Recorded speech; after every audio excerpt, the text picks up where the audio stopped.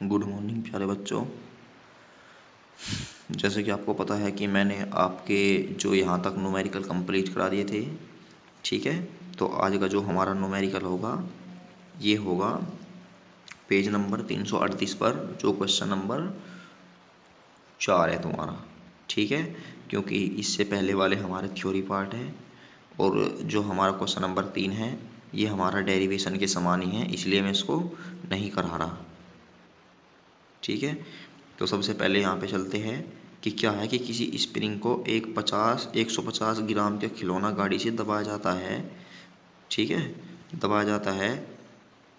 तो फिर क्या कहा कि गाड़ी को छोड़ने पर यह 0.2 मीटर प्रति सेकंड की चाल से चलती है, तो स्प्रिंग की प्रत्यास्थ ऊर्जा की गणना कीजिए।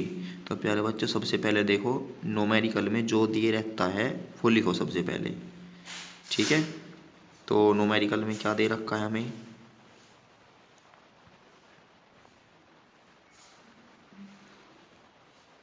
एक तो उसने द्रव्यमान दे दिया कि इतने ग्राम की द्रव्यमान, ठीक है, यानी m बराबर कितना दे दिया हमें 150 ग्राम, ठीक है।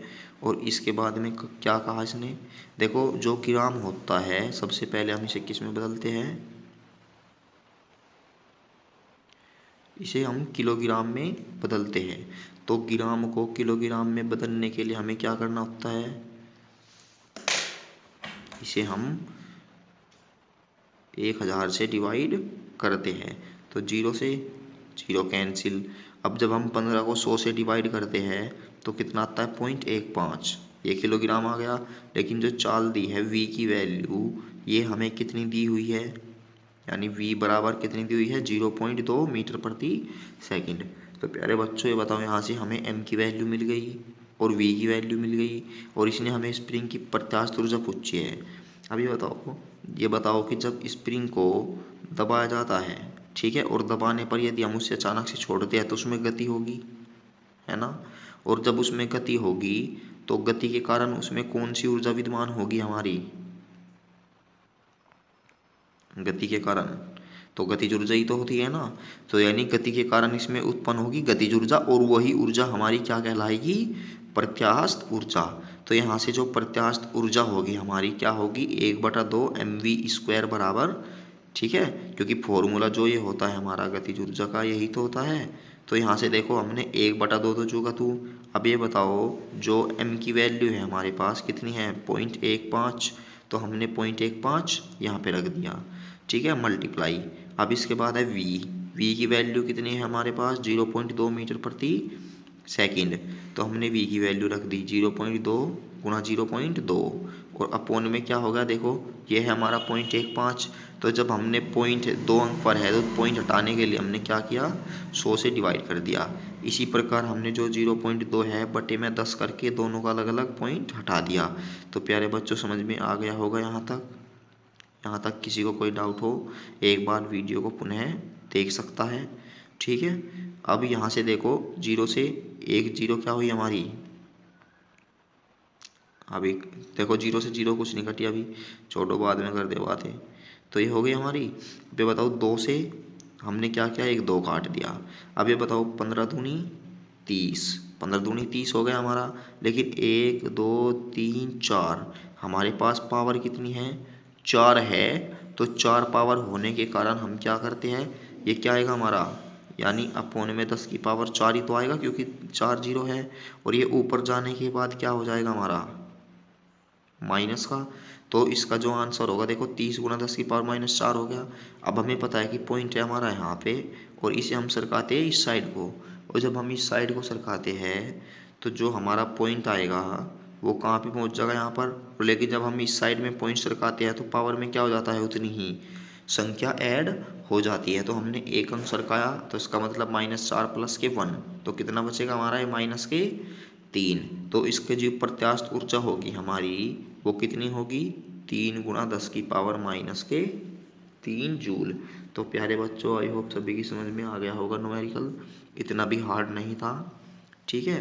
बस आपको क्या करना है जो जो वैल्यू दे रखी होती है उनको लिखना है और लिखने के बाद आपको क्या है फॉर्मूला लगाना है। फॉर्मूला भी कैसे लगाना है, आपको पता है कि जब स्प्रिंग को दबाया जाएगा, दबाने के बाद उसमें गति होगी, तो गति के कारण उसमें गतिज ऊर्जा होगी। तो आई होप समझ में आ गया होगा। तो चलते हैं हम अपने नेक्स्ट न्यूमेरिकल पर। तो इसके बाद जो हमारा न्यूमेरिकल है क्या है, ये है कि एक विद्युत बल्ब, ठीक है, 1 मिनट में 2400 जूल ऊर्जा उपभोग करता है, उसकी शक्ति ज्ञात कीजिए। तो सबसे पहले आपको बता दें कि जब एक विद्युत बल्ब, समय कितना दे दिया हमें यहाँ पे 1 मिनट, तो t बराबर 1 मिनट दे दिया। तो सबसे पहले देखो जो मिनट दिया रहता है इसे हम कहीं में कन्वर्ट करते हैं सेकंड में, ठीक है। तो सबसे पहले t बराबर क्या होगा 7 सेकंड, क्योंकि 1 मिनट में कितने सेकंड होते हैं हमारे 60 ही तो होते हैं। और W की जो वैल्यू दी हुई है वो कितनी दी हुई है 2400 जूल, क्योंकि इसने कहा कि 2400 जूल ऊर्जा, तो W की वैल्यू मिल गई और t की वैल्यू मिल गई, क्योंकि मिनट को हमने कन्वर्ट कर दिया सेकंड में। तब ये बताओ कि जो p बराबर होता है, p बराबर क्या होता है, क्योंकि मैंने आपकी डेफिनेशन लिखवाई थी कि जो शक्ति होती है, शक्ति क्या होती है कार्य करने की दर, यानी W/T। और W की जो वैल्यू है हमारे पास इतनी है और T की वैल्यू है हमारे पास इतनी है। 0 से 0 काट दे, तो हमने जब इसे काटिंग करी इसकी 6 चौक 24 और 0 की 0 जो की तू, तो कितनी आ जाएगी हमारे पास ये 40 वाट। तो प्यारे बच्चों इसमें तो कुछ डाउट भी नहीं था, न्यूमेरिकल में सीधा फॉर्मूला लगाना था और लगाने के बाद हमें सीधा ही आंसर मिल जाता है। अब इसके बाद में देखो क्या है कि एक 50 किलोग्राम का लड़का सीढ़ियों पर चढ़ता है, जिसमें 30 सीढ़ियाँ हैं और प्रत्येक 10 सेंटीमीटर ऊंची है। यदि वह प्रत्येक स्टेप 5 सेकंड में चढ़ता है तो इसकी शक्ति ज्ञात कीजिए। देखो प्यारे बच्चों, सबसे पहले जो इसने दे रखा है न्यूमेरिकल में वो नोट करो। तो ये बताओ कोई 50 किलोग्राम का लड़का है, इसका मतलब उसने जो वेट दिया हमें कितना दे दिया 50 किलोग्राम, यानी जो m की वैल्यू दे दी कितनी दे दी हमें 50 किलोग्राम।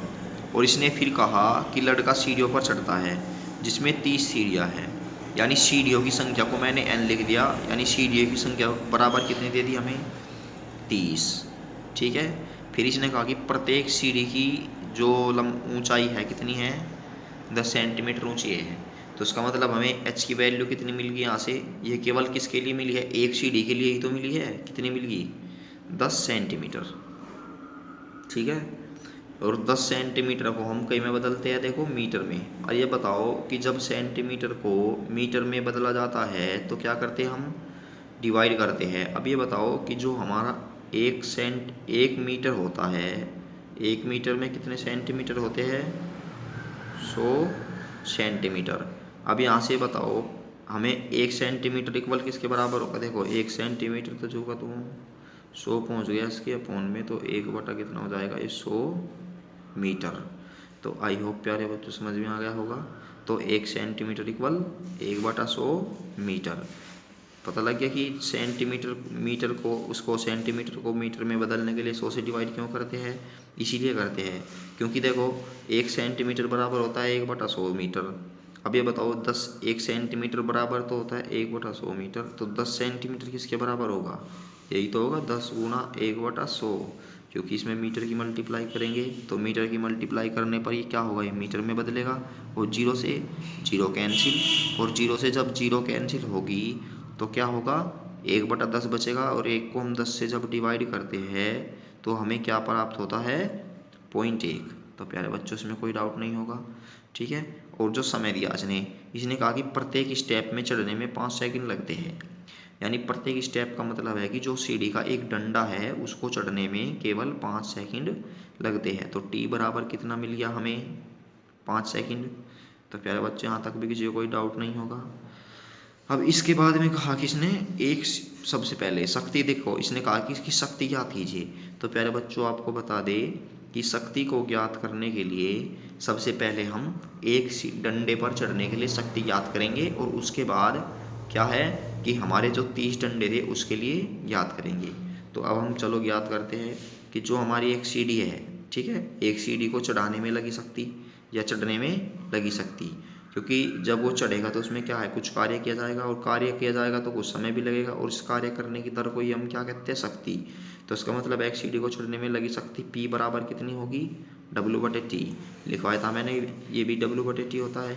अब ये बताओ W/T, इसने डायरेक्ट हमें W की वैल्यू तो देनी, इसने क्या कहा कि ऊपर चढ़ने पर यानी ऊंचाई देकर, द्रव्यमान देकर, और हमें पता है कि जो W बराबर होता है क्या होता है mgh, और G की वैल्यू यहाँ पे हम लेते हैं क्योंकि देनी रखी 10 मीटर प्रति सेकंड। देखो आंसर करेक्ट करने के लिए कभी कभी हम G की जो वैल्यू है 9.8 भी ले लेते हैं यदि नहीं दे रखता, ठीक है। तो यहाँ से हो गया हमारा।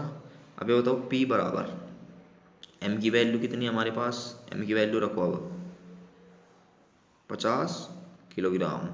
अब यहाँ से G की वैल्यू हमने 10 रख दी, और H की जो वैल्यू आई थी कितनी आई थी 0.1, ये भी रख दी, ठीक है। और T की वैल्यू कितनी हमारे पास 5 सेकंड, अपॉन में क्या है 5 सेकंड, ये भी रख दी। अब ये बताओ मल्टीप्लाई में सब सोच रहे होंगे 10 कहाँ से आया, देखो जो 0.1 था जब हमने इसका पॉइंट हटाया तो क्या कर दिया 10 से डिवाइड कर दिया, और 10 से डिवाइड करने के बाद P की जो वैल्यू हमें कितनी मिल गई 10 वाट मिल गई। तो प्यारे बच्चों इसके बाद है हमारा कि देखो ये किसके लिए मिली थी हमें, एक सीढ़ी को चढ़ने में लगी शक्ति तो थी हमारे पास ये, ठीक है। तब 30 सीढ़ियों को चढ़ने में लगी शक्ति, क्योंकि एक सीढ़ी की इतनी है तो 30 की कितनी होगी, तो क्या कर देते हैं हम इसमें 30 की मल्टीप्लाई कर देते हैं, और 30 की मल्टीप्लाई करने के साथ ही हमें क्या मिलता है P की वैल्यू 300 वाट। तो आई होप प्यारे बच्चों इसमें किसी को डाउट नहीं होगा, ठीक है। तो अब हम अपने नेक्स्ट न्यूमेरिकल पर चलते हैं। देखो ये तुम्हें ऐसे न्यूमेरिकल 10th में भी देखने को मिलेंगे, तो इसलिए कहता हूँ इन पर फोकस करें, इन न्यूमेरिकल पर भी ज़्यादा है, ठीक है। और इससे वाला जो न्यूमेरिकल करवाऊंगा ये तो 100% उसमें है तुम्हारी 10th में, और बोर्ड एग्जाम में भी आता है ऐसा। क्या है देखो,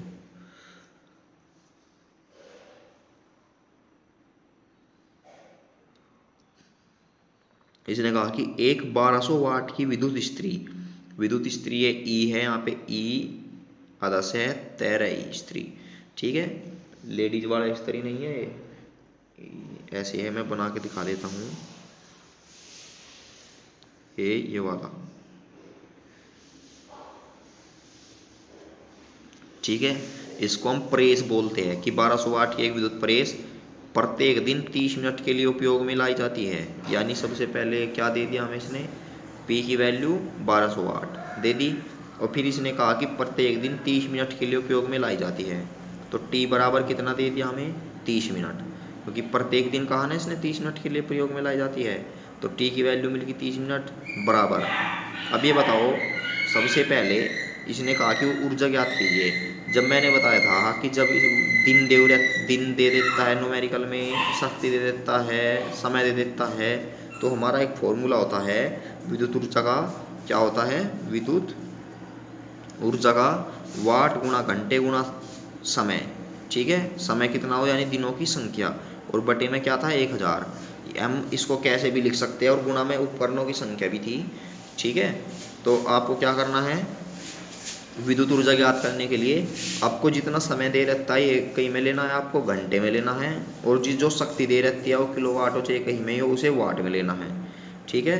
तो सबसे पहले देखो इसने क्या क्या दे दिया हमें,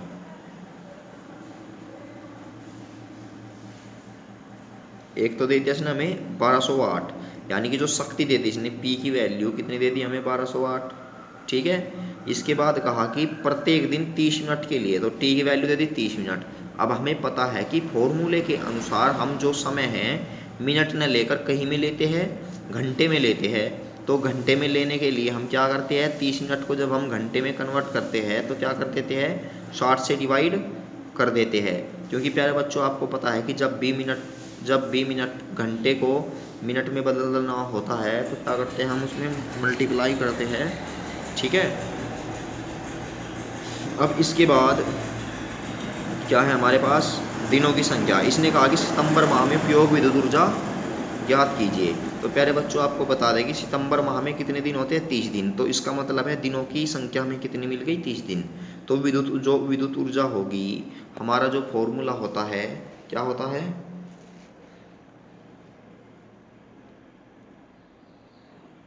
वाट गुणा घंटे गुणा दिनों की संख्या, और बटे में क्या आता है 1000। देखो वाट जो दिया हुआ है कितना दिया हुआ है 1200 वाट, मल्टीप्लाई, और जो घंटे दिए हुए हैं हमें, इन घंटों की जो संख्या है कितनी है हमारे पास 1/2, और जो दिनों की संख्या है हमारे पास ये कितनी है 30, और बटे में 1000, कैलकुलेशन करने पर हमें 18 किलोवाट घंटा आता है। देखो प्यारे बच्चों, तुम्हारी बुक में 48 लिख रखा है जो कि गलत है। ठीक है, तुम्हारी बुक में क्या है, न्यूमेरिकल में बहुत त्रुटियां दे रखी है, इसलिए क्या है मुझे ये ठीक करनी पड़ रही है वो, क्योंकि आपको दिक्कत ना आए। तो चलते हैं हम अपने नेक्स्ट न्यूमेरिकल पर। हमारा नेक्स्ट न्यूमेरिकल क्या है, देखो मैं बुक में से करा देता हूँ तुम्हें, ये तुम्हें ही करना है। बुक खोल लूँ एक बार।